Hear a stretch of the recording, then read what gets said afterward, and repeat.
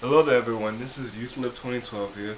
Today we have a very important topic, two important topics. The first would be employment, youth employment, and how that is the most important topic of, in my opinion, the century.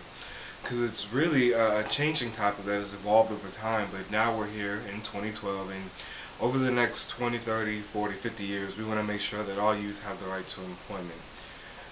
We're going to talk about why that is important in a minute, and then we're also going to talk about the term matriarchy, patriarchy, something that I'd say I probably invented it.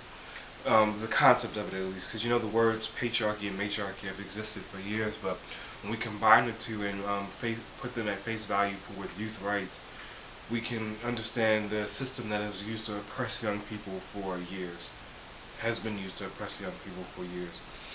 But first, let's start with employment. Employment is the right to take up a position that is paid for. Employment can be, being a CEO to working at McDonald's as a crew member. But there's a problem in America. There's a huge problem that parental consent is needed for someone under the age of 18 to get a job. I think that's absolutely disgusting, and it shows you that there is a system that oppresses young people the way that women were oppressed by men 60, 70 years ago. With you have to ask your husband for permission to get a job. And I remember when I was a teenager, I still am a teenager, but I'm not under the age of 18. When I was in that age group and I went out and get a job, I had to ask for my mother's permission. I had to get her permission to get a job. Here I am, I can fully speak, think, act for myself, I can make my own money, I can do my own studies, and I can use my money to take care of myself, but I had to ask somebody else for permission to get a job. Now, if you're a parent preacher and you want to, elevate the status of parents and say, well, you had an extra mother, your mother knows best, don't even bother watching this video or commenting, because we're not talking about what you want. This is youth rights, and we're talking about what's good for young people. So that's that. And what we hope for, hopefully when I'm an old man, 60, 70 years old, is that a young person, a teenager, can get a job without having to ask for parental consent.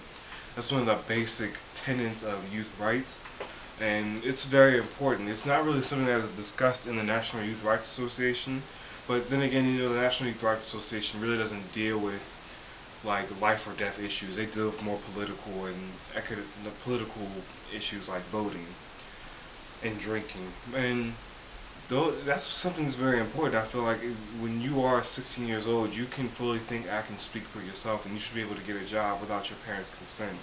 That's very important. And once again, if you disagree with that, don't bother commenting or watching, because I really don't care about that type of opinion. That's really an opinion that has been going through society for years now, and we're hoping to overturn that. And to understand this control that parents have over their children, you must understand this concept called matriarchy, patriarchy, and that is a society that is controlled by mothers and fathers. It's a very disgusting system. It's absolutely disgusting because parents don't always know what's best, and actually, a lot of times parents don't know what's best. So a lot of times, it always takes a young brain to figure out the problems of the world, and that's where young people come into play.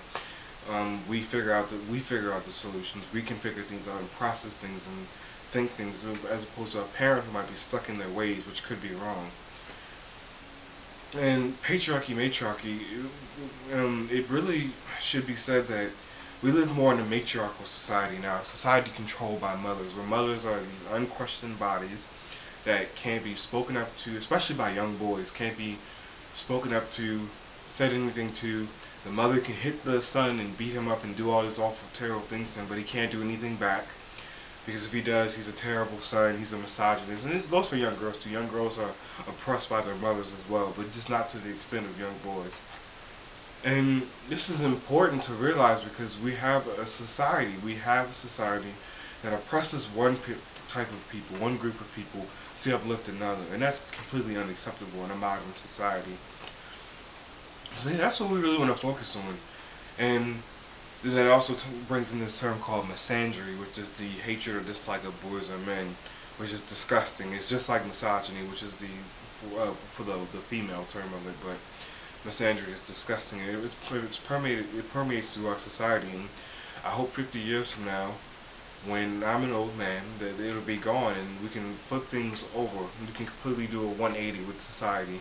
Not, misogyny, but completely have young boys have some authority in the household and a voice against their oppressive mothers. So yeah, those are the topics we wanted to cover today. Again, if you disagree with them or you're offended by them or you're a mother, because I did have this mother one time say, if my son ever spoke up to me like that, he'd be in a heap of trouble. And hopefully, when mothers like that die off the face of the earth, we can have a better world. And if you're offended by it, don't watch it, don't comment, don't bother with these videos. These are particularly about youth rights and youth empowerment, and we really don't focus on the rights, like the status of parents. So, we do focus on it, but not in the sense of empowering them. We want to empower young people. So that's our video for today, and stay tuned for more.